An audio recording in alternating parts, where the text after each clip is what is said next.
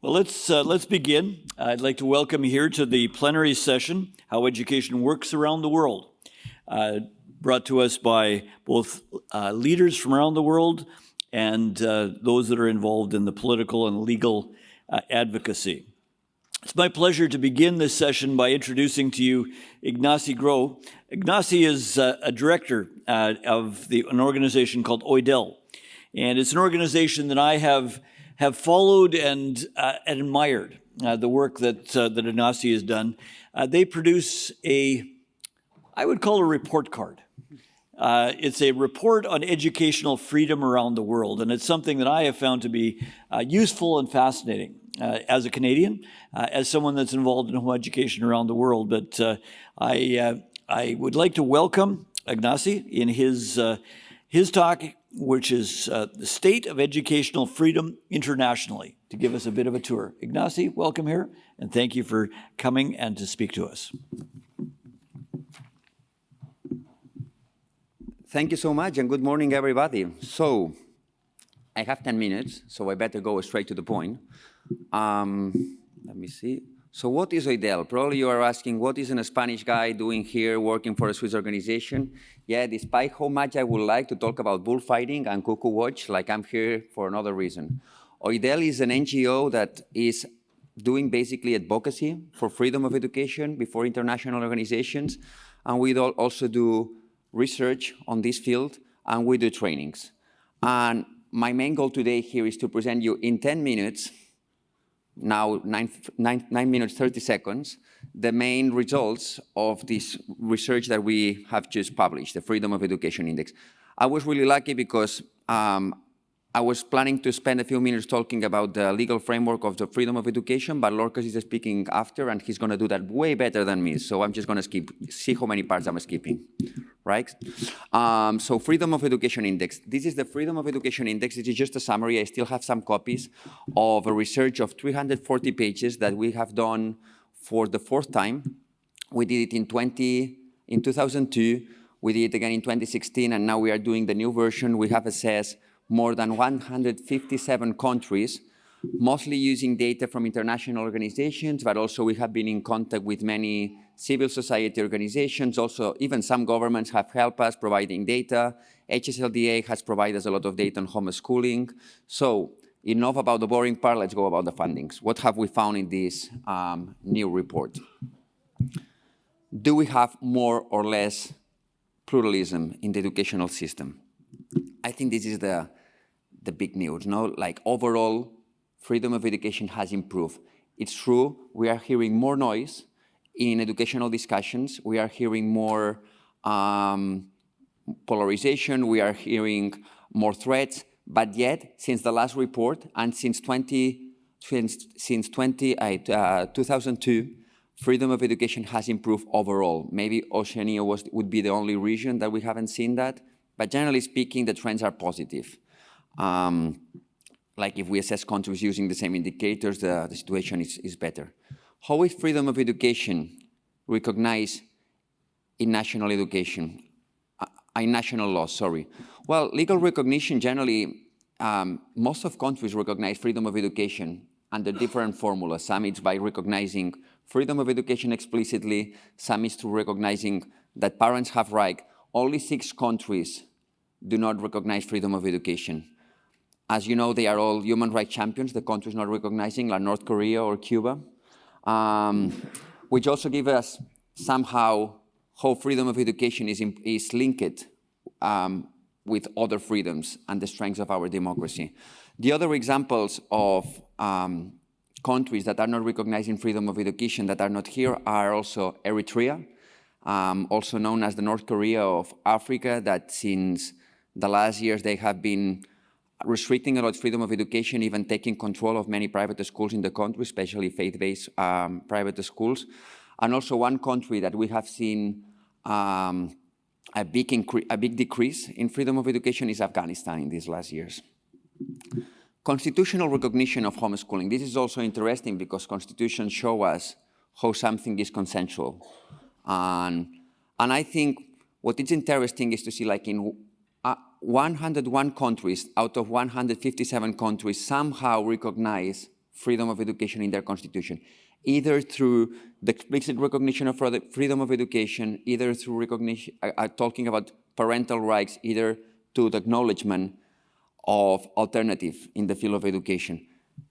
Here you can see France and the United States, because these two countries, even though freedom of education is not recognized in their constitution, their constitutional courts have said that freedom of education, due to the fact that freedom of religion, freedom of speech, freedom of thinking are recognized, therefore freedom of education also is acknowledged in the constitution.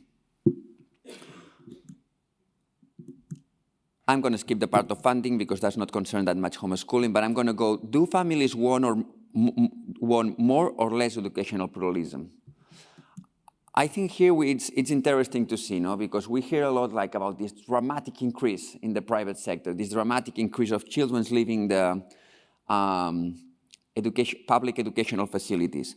But instead, I mean, it's not a dramatic increase. We see we see children that leave the public system, but it's not as big. Like we see across the regions an increase of 1-2%, which shows an interesting trend. Like all across the regions, parents are more interested more and more on being able to send their kids either to non-governmental schools or either to other alternative options.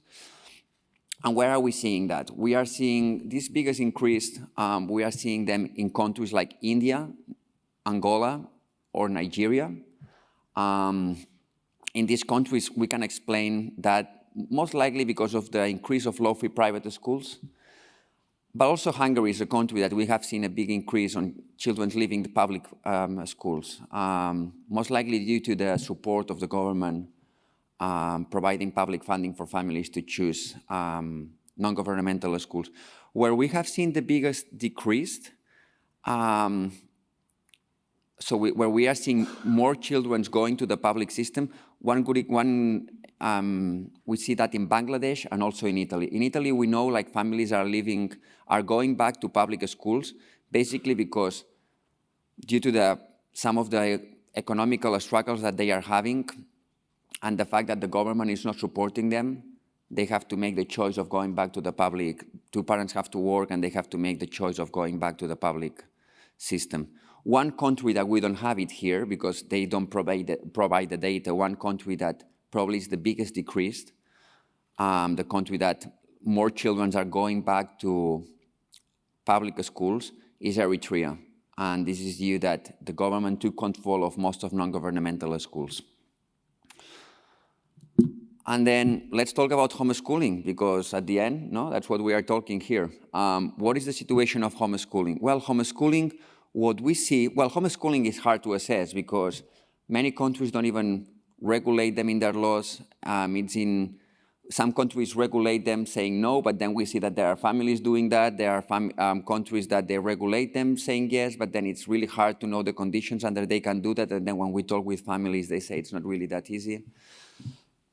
So, about homeschooling. Homeschooling, we see overall 45% of countries acknowledge homeschooling as a possibility for families. Where have we seen the biggest increase? Well, where we have seen the biggest increase is in the US, honestly. The US is a country no doubt it's a country where there has been bigger development, where there have been more families moving from formal education to homeschooling.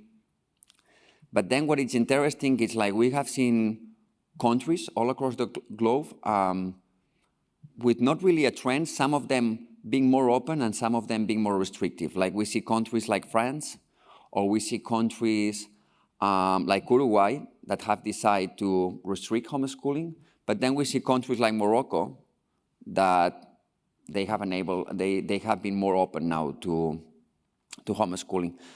Many people ask us, why do you assess homeschooling? This is such a little thing, within freedom of education. Why do you assess that? And it's true. It's just if you see the formula and our methodologies, there's just a little indicator. But I think democracy and human rights is about trusting your citizens. And homeschooling is a good indicator of how much governments trust their citizens raising their kids. So that's why we decide to include it here. I'm going to be happy if I'm leaving here with you having these three ideas, which are the main conclusions of our report. Freedom of education is as likely in a better place than in 2016, but yet there is a growing polarization about this topic. I see it's interesting to see like governments, despite many things, they are seeing that this is working, and families seem to be more happy, so they are enabling more freedom of education. But then we hear more when a tree falls than when a forest when a forest grows. No, and that's what is happening. There is more polarization despite the good advancements on this regard. And then what we are seeing also, this is the last thing, that generally speaking, when we were talking about educational pluralism, the tensions were a lot about public funding. Is the government supporting us?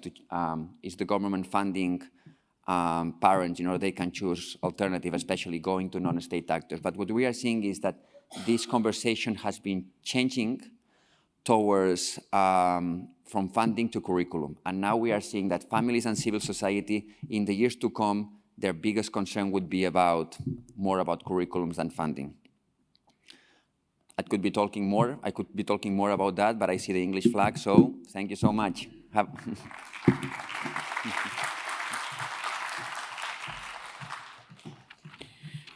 Ignasi, thank you. We so much appreciate the work of OIDEL in keeping its fingers on the pulse of educational freedom, of choice around this world, and being able to give us this analysis, so thank you for that. Our next presenter is a good friend and supporter of home education, Lorcan Price.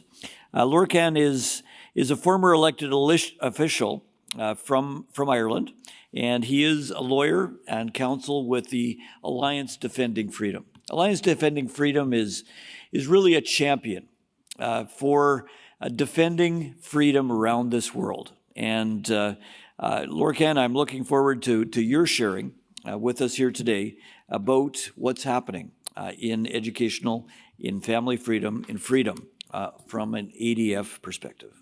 Welcome here.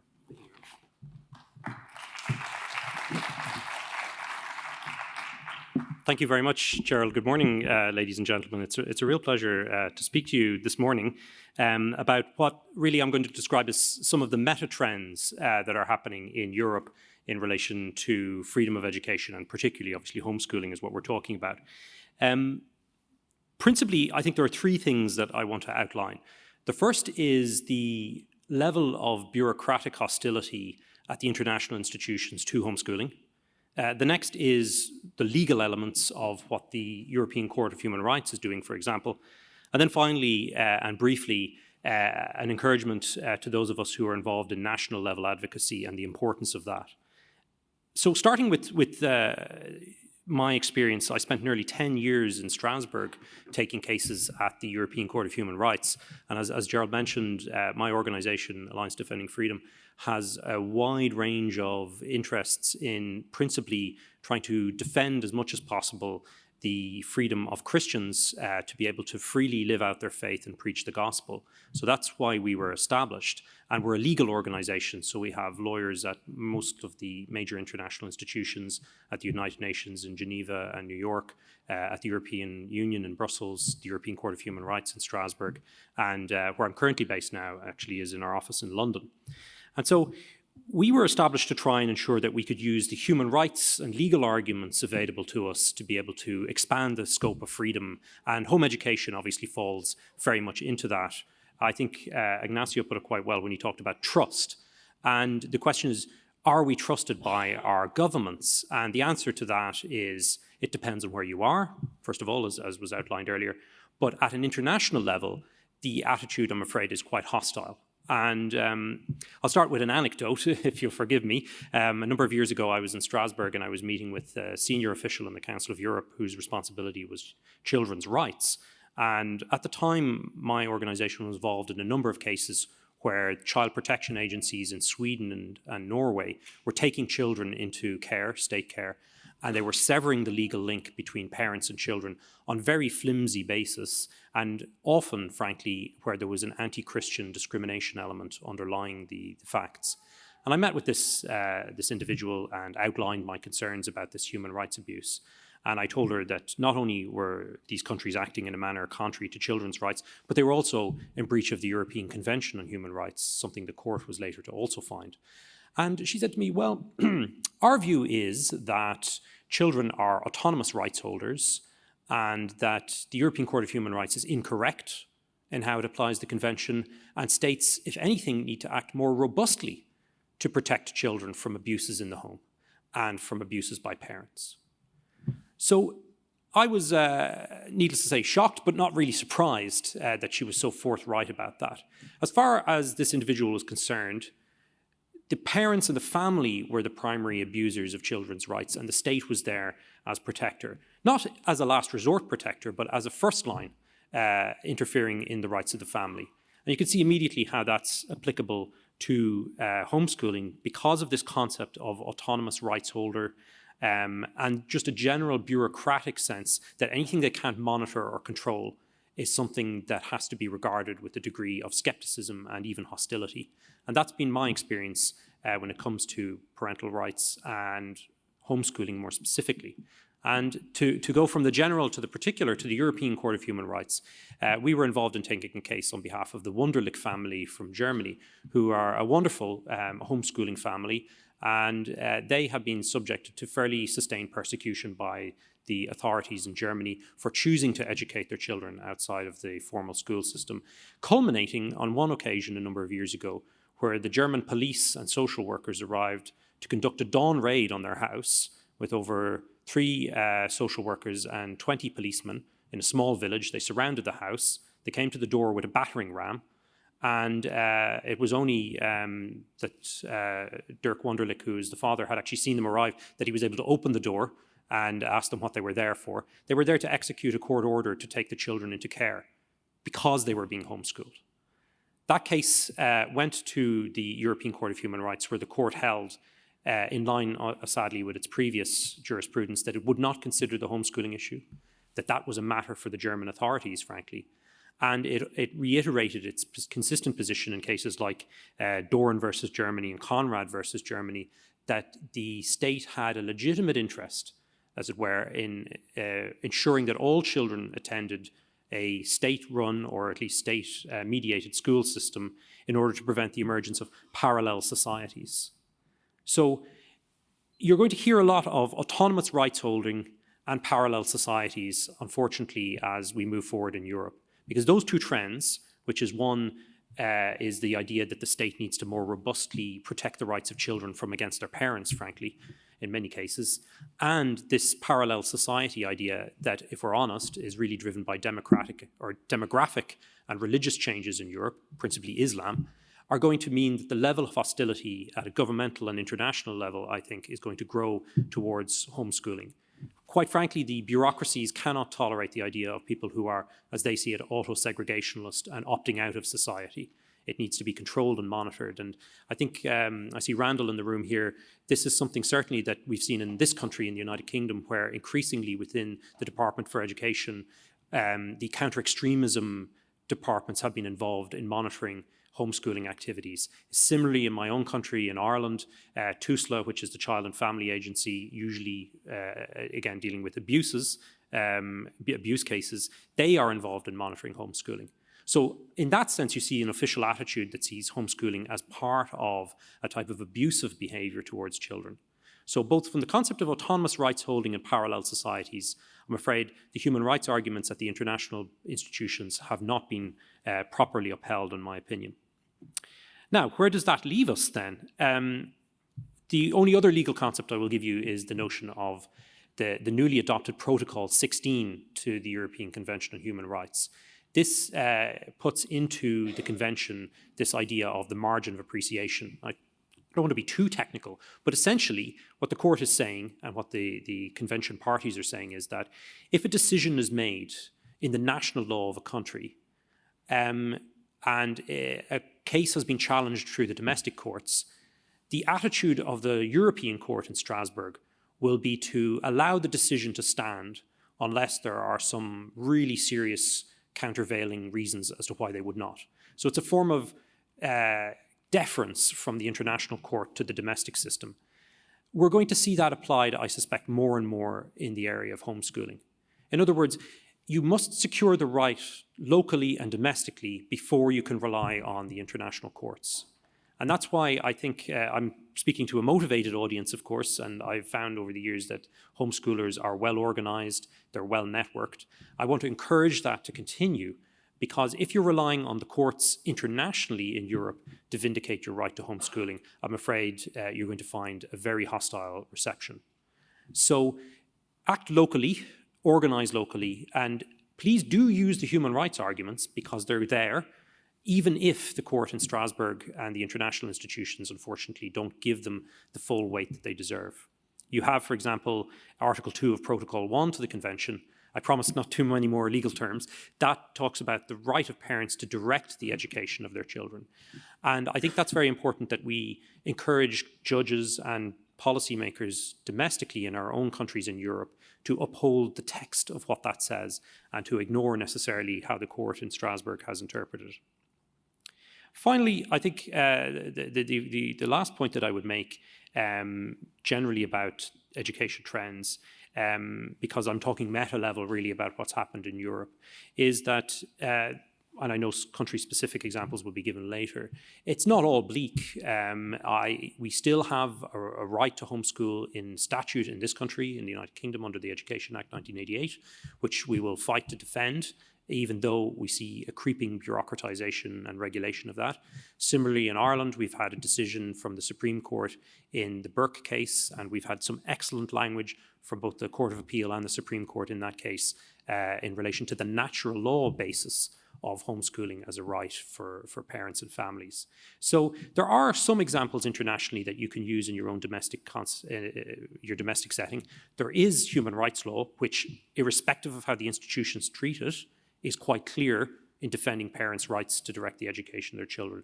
But I will say to you that we have to be very prepared to push back against these two terms you're going to hear more and more, which is autonomous rights holder and parallel societies. If we can disrupt and challenge the use of those terms when it comes to homeschooling, if we can uphold parental rights, I think we may be able to reverse some of the unfortunate trends we're seeing in Europe at the moment. So with that, I see my time is up. I'll conclude. Thank you very much.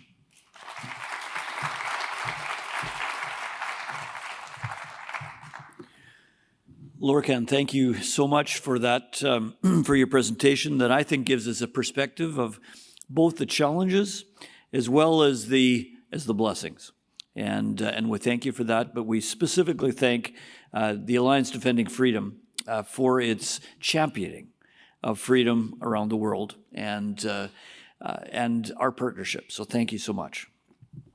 Our next session, I'm going to ask some of the board members from the Global Home Education Exchange to join me here on the stage. If I can ask Dorcas and Idrik, Sylvia, Karin, to come and join me here. If you can take a seat at the table, and I'll just introduce them very briefly. First of all, Dorcas Ross is from Bolivia, and she chairs the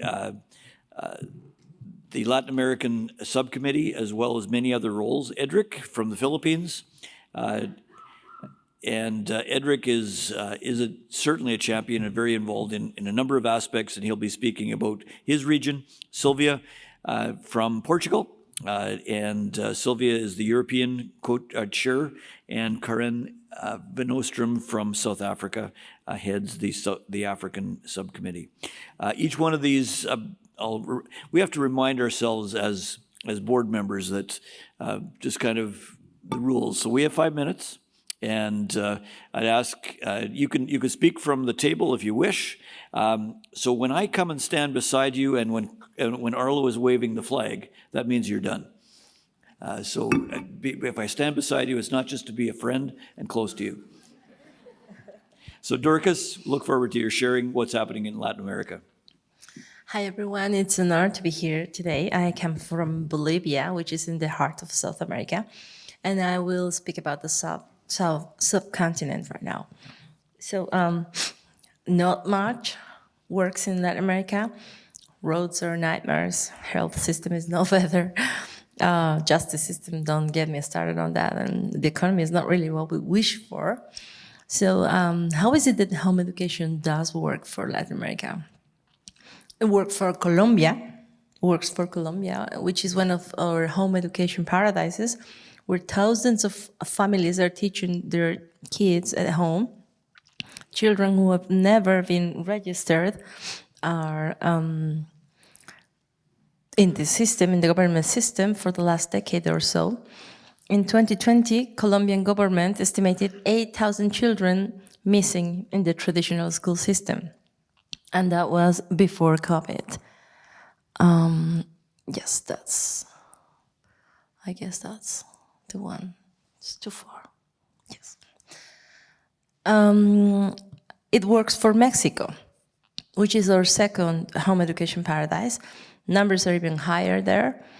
Reportedly, more than 100,000 children have been home educated in the last 20 years in Mexico. It works for Chile, the oldest country to educate their children at home in Latin America. 35,000 families left the traditional system in 2016 when the state implemented mandatory curricula without allowing a parental PIN. And only last year, 24,000 children were registered for certification exams, and that completely collapsed the governmental system, which is designed for 4,000 to 5,000 people. These are home-educated kids. It works for Argentina, where the estimated home-educated families surpassed 20,000 people less than 3 years ago. And it worked for Brazil. Even with their families were taken to court, threatened to be put in jail, punished with skyrocketing fines. It worked for them until they had their Supreme Court admitting that home education was not anti-constitutional. And it works for small countries like mine, where home educating families went from 50 to 500 in less than 5 years, or Honduras, where 30 years of lobbying gave birth to the only home educational law in Latin America, or Ecuador, República Dominicana, Venezuela, for tons of reasons. So why does it work? Because numbers are showing us that it works, but why? The answers are not formal yet. We're still working to process data. But the reasons are not far from the reasons that had pioneer Deborah Bell confront her government about the right to educate her own children. Besides the benefits of high individualization, excellent levels of specialization, apart the opportunity it gives children to follow their gifts, talents, passions, and they always mentioned advantage related to time management, cultural capital, and even socialization, because I think it's an advantage for us. I think two factors that pivotal for home education movements now and later in Latin America. Number one, freedom. Most Latin American countries began living in democracy in the late 70s. When parents say they want to educate their children in their own ethics and beliefs, they mean freedom. When they say that that respectful parenting naturally evolves into home education, they mean freedom. When they say that they don't want their children being indoctrinated by some curricula dictated by supranational organizations, they mean freedom. Freedom is a powerful reason for families. And the second one is we basically like our children. It fits to Latin American families do all of this called live in packs. We enjoy laughing, loving, learning with them. We don't feel overwhelmed having to share long spans of time with different age children, all yelling at the same time, all talking about different subjects, and making a mess out of our living rooms, timetables, budgets. And that's no news for all of you, I guess. You know the feeling, we just love our kids, and that's why home education can work basically for any parent who loves their children. We have a lot to catch up. We still need country organization. We have to shape up our research game. We have to strengthen our leadership. But at the basic level, in the family level, home education works for Latin American families because it enhances, empowers, and ensures freedom. And it's fun to do when you love your children. Thank you. Thank you so much.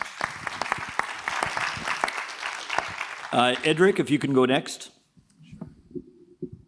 So I will be representing Asia, And for the record, if you all know Tim Chen, he is the actual Asia champion for the GHEX. Unfortunately, he could not be here, so I'll pretend to be Tim, for those of you that know him. Ni hao ma. That's how he would greet. So I'm going to read literally from his update. I was able to get some word from him, and I want to read from you, so it's verbatim. A quick update for Northeast Asia homeschooling in the first half of 2024. Taiwan.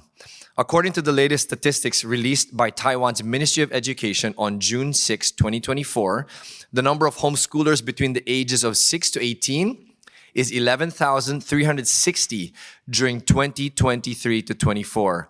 The number has doubled from 2017 to 18 at 5,598. In 2024, the International Democratic Education Conference, IDEC, was organized by homeschool graduates in Yilan, Taiwan on July 20 to 28. So that's this month. This year's IDEC will be attended by over 300 international delegates from 30 countries. For Japan, NHK, Japan's public TV, reported in October of 2023 that there were 299,048 students in Japan between the ages of 6 to 15 not going to school. This represents over 3.3% of the student population. Exchange, and this is something that I found very exciting, which I will probably open up to us as a larger international body. 16-year-old girl Ryo Ichikawa from Shizuoka, Japan, will be visiting Taiwan between 16 and 31st of July to start homeschooling exchange. Ryo is a musician who loves music, dance, and drama. Ryo will be performing with a Taiwanese homeschooler and visit homeschoolers in Tainan and Yilan. Jesse Ye, a 18-year-old homeschool boy from Taichung, Taiwan, will visit Japan on the 30th of July. He will visit Ryo's home on Izu Peninsula in August 2024. Now, why is Tim sharing that detail, and why am I echoing that detail for all of us? I like his closing statement, which I want to open up since we have an international body here. And Mr. Chairman, I hope you'll allow me to do this, but it is very exciting. We hope to get many more homeschool exchanges. I'll say that again. We hope to get many more homeschool exchanges between the two countries, but I want to broaden this to say, I hope to get more homeschool exchanges between the various countries that are represented here. Wouldn't that be an exciting thing? Because we have so many diverse groups involved. So that is the update from Tim, representing the Asian region, and Asia is quite large, so this report has been focused on Northeast Asia. I do want to say that on his email signature, in case any of you want to find out more, he has a new book out on homeschooling called Our Home is an International School. That is Tim, and it's in Mandarin, so you'll have to translate that. So that is the update from this side of the world. You heard from Philippines, and you'll get more from Philippines in our workshop later. Thank you very much. Thank you, Edric. Next up is Sylvia.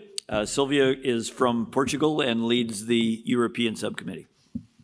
Okay, thank you so much. So I will give you some news about Europe, this continent that is living at the same time the excitement of having each more families doing homeschooling, but at the same time these strange regulations that are so demanding for continue doing it with freedom. So I would say that we have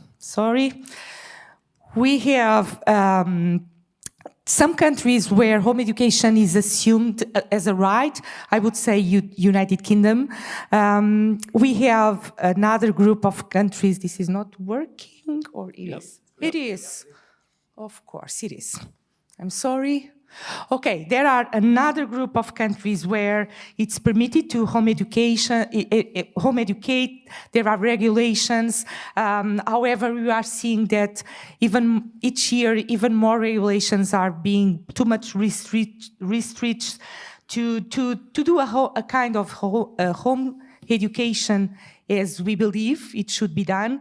Things like imposing curriculums, turning mandatory to get the permission from some state organization, something like that. We have, I prefer to, okay, so we have what I would say a third kind of regulations that is even more restrict where it's allowed to do homeschooling. However, we need to it's done with more control. That is what I want to say, and at least the ones that are made with exceptional circumstances. And I have one more, that is the ones that concern us more, like Germany, where it's completely forbidden. However, I want to highlight that what we are seeing in Europe is even where homeschooling is still legal and regulated, we are living a day-to-day life where more and more families are being confronted with authorities, with police officers visiting their homes. So in our day-to-day lives, we don't see many differences between countries where are legal with lots of restrictions or legal with less restrictions or forbidden.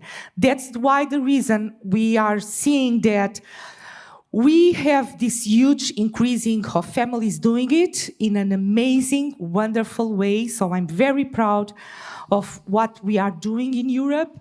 At the same time, I don't have data, but I will. I expect to have it in some years.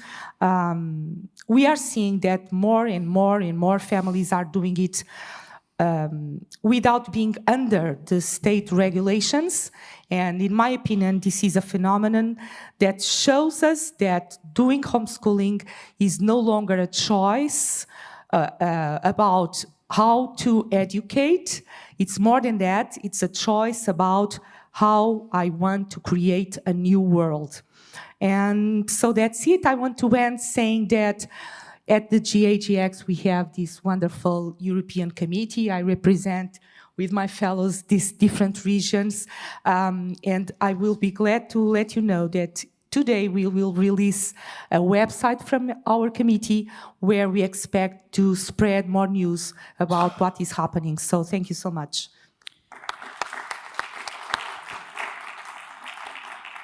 Sylvia, thank you for your leadership and your partnership. Karin, please. I'm Karin van Oostrom from the Pestalozzi Trust in South Africa. I'm the chair of the Africa Committee of the Global Home Education Conference. And you might be surprised that in dark Africa, there does exist something like home education, but we believe that home education is shedding its light over all of Africa, and it's shining brighter and brighter every day. So you might wonder how this committee is started, and we started in 2018 at the Russian Global Home Education Conference.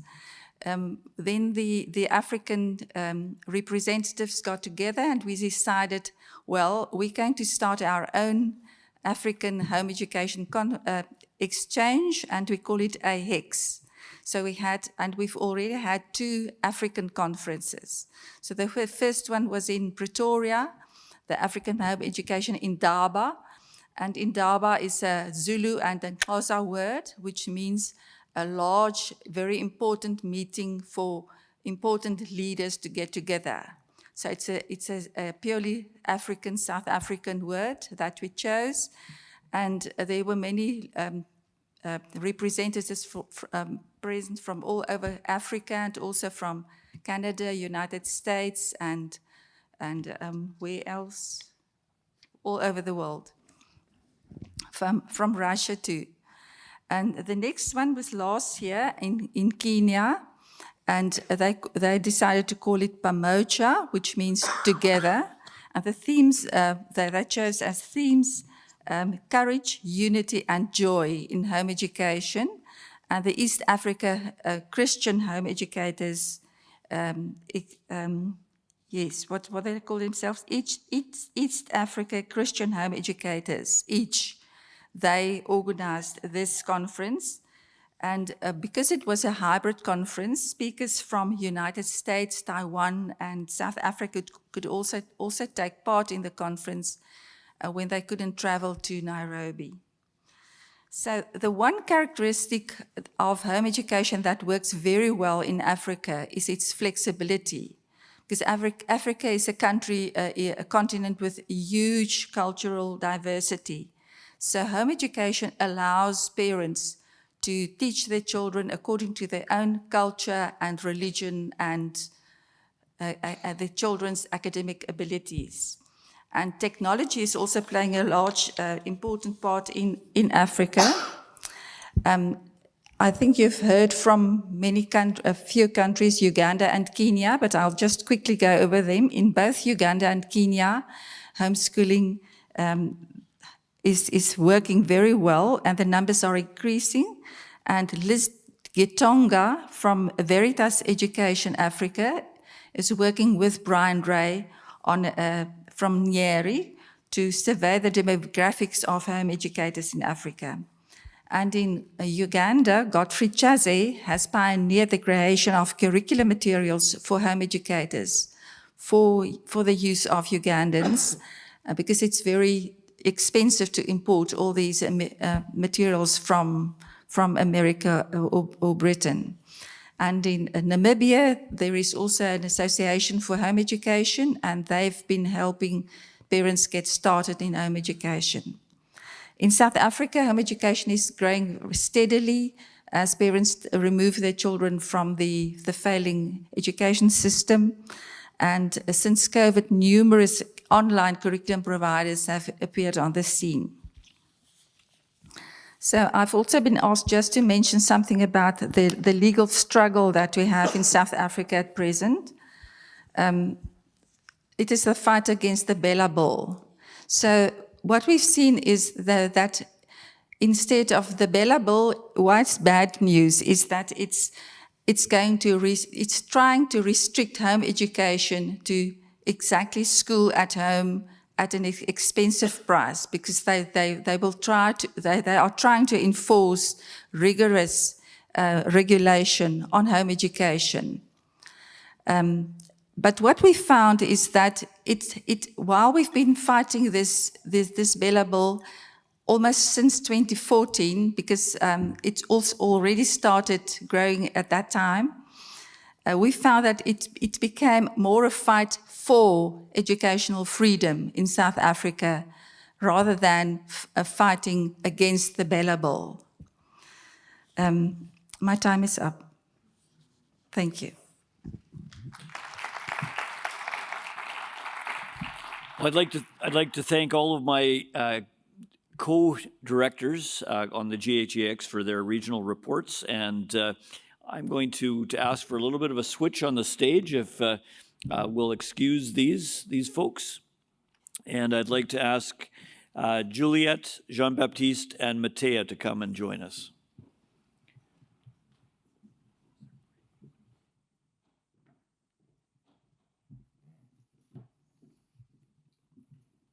So what we'll hear now is some country-specific updates.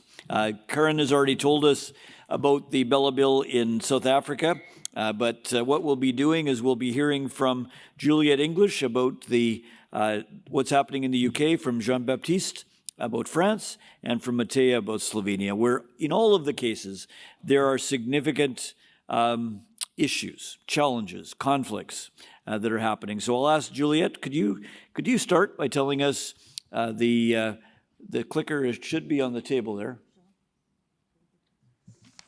Can you tell us what's happening in UK, where we are now? Yeah, so this is a little bit of repetition of what I shared the other day. But in the UK, we have really good legislation at the moment. It's legal in all 4 countries, all 4 nations, with some slight differences. Children in schools have to deregister. Children not in school don't have to notify anybody. I'm going through this very quickly. Local authorities have a statutory duty to identify children not in receipt of suitable education, and that's actually where their duty should end. But what we find is the current legislation maintains an elegant balance of power between parents and state. But we are seeing, as Lorcan said earlier, increasing sort of mission creep. I'm just going to skip through this bit, and where we are seeing the state wanting to impose more restrictions, which would tilt the balance in the state's favour. But what we find is that the government is creating the actual problem they then say they can solve. They separate, create separation between parent and children. They cause parents to doubt themselves and doubt their ability to raise their own children. And that whole thing of having, they then have less trust from the state, because we've got parents who've never been parented properly, don't know how to parent, and then the state wants to step in as a corporate parent. And we find that the corporate parent takes no responsibility for the outcomes for those children. They're only interested in the grades, the outcomes for themselves. They're not interested in how the child turns out and whether that child fails. We find through home education that parents are taking full responsibility. They are not a burden on the state. Children are raised to be self-sustaining because no parent wants to still have their child living with them, supporting them at the age of 35. There's no relationship between the corporate parent and the child. The child tends to be raised by peers, which is hugely problematic and sometimes devastating. I want to end with a quote, just with this discussion on rights. This is a quote by Mike Wood, who's an erstwhile home educator in the UK and has done much in the past to campaign for home education. He said this: "Children have the right to parents, and parents can only be parents if they have the power to act as parents, enabling them to carry out their duty. So parental rights are really children's rights. One cannot or should not be offset against the other." Juliet, thank you. Let's skip over the water, or maybe it's under the water, Jean-Baptiste. I'm not sure. We can get there by going under the water these days. So, France, Jean-Baptiste. Thank you very much. We have been in homeschooling for 12 years with my family, and for 3 years with our association Liberté Education, Freedom Education. We have been advancing the French family right to homeschooling their children. Like you, we believe that parents are their children's first educators, and homeschooling, it's an inalienable human right, not negotiable. We are not just the progenitors giving our children to the states. So in France, before 2022, for all family granted homeschooling rights, 80% of families were succeeding according to the academic results. However, after the new law was enacted, 39% of families were refused. There is a worrying balance here, and we were 70,000 and now we are 50,000. The reason given for this law is to stop separatism and radicalization of children in homeschooling, but according to a report by the Education Ministry, following the enactment of the law, only 0.009% of the children were flagged at risk, however, and not for radicalization. In fact, there have been no concern at all for any child in any homeschooling application since the law was enacted. And so tell me, what does this law protect against, except the suppression of a family right to homeschooling their child? 15 days ago, we accompanied an homeschooling family before the European Court of Human Rights, and we are already had France condemned by the UN for failing to respect the Charter of the Social, Economic and Cultural Rights of parents to choose an alternative to school. Over the past few weeks, we have seen this war of attrition bear fruit, with perhaps fewer refusals for the start of the next new school year. And to conclude, we fight for a just cause. We fight for our children. For our children, we will win. Thank you.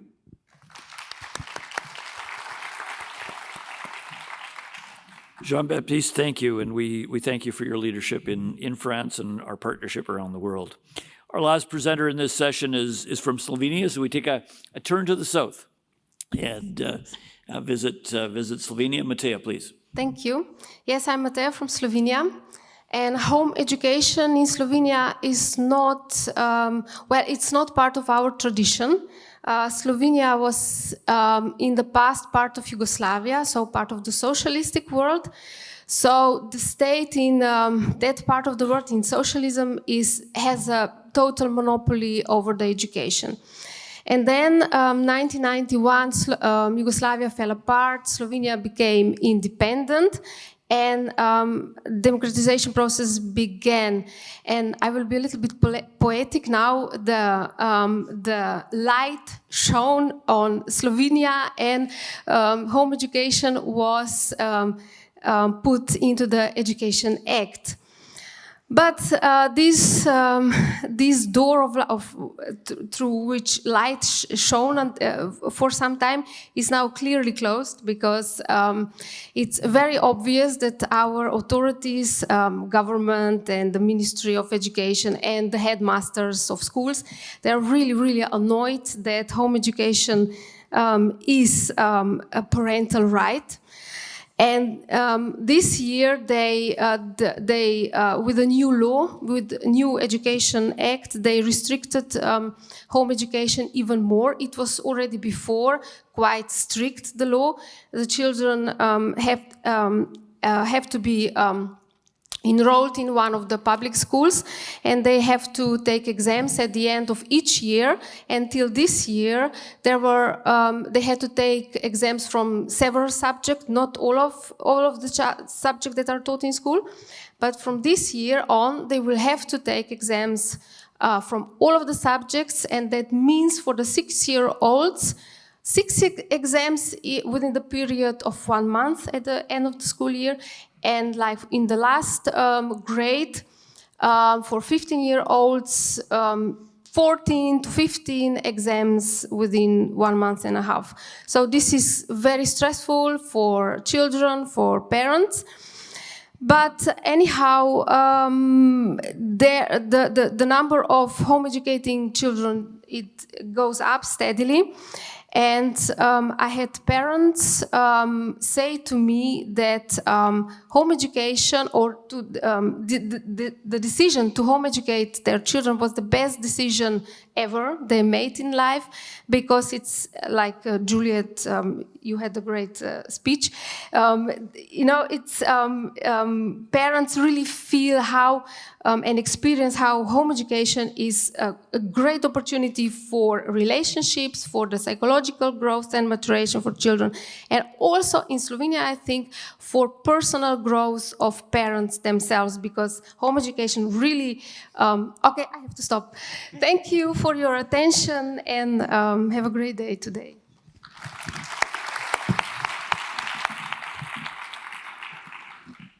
Juliet, Mateja, Jean-Baptiste, all of our speakers, thank you so much. Thank you as an audience. We're now going to have a break, so take the time to visit and discuss with the speakers in this session as well as others over that time, and we will see you back in the workshops after that break. Thank you so much.